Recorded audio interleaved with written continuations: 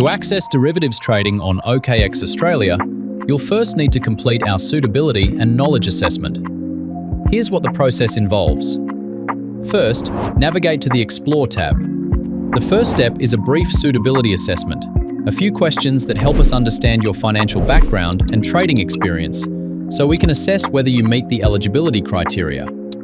If you are found ineligible, a 180-day waiting period applies before you may try again. Next, you'll complete a 12-question knowledge assessment.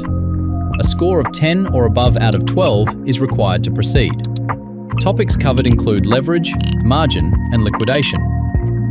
If you do not meet the pass mark, a 24-hour waiting period applies before your next attempt. If you do not pass on your third attempt, a 30-day waiting period applies before you may try again. If you pass, retail derivatives access will be enabled on your account. In the next video, we will explain how to place a perpetual trade. Derivatives involve a significant risk of loss and may not be suitable for all investors.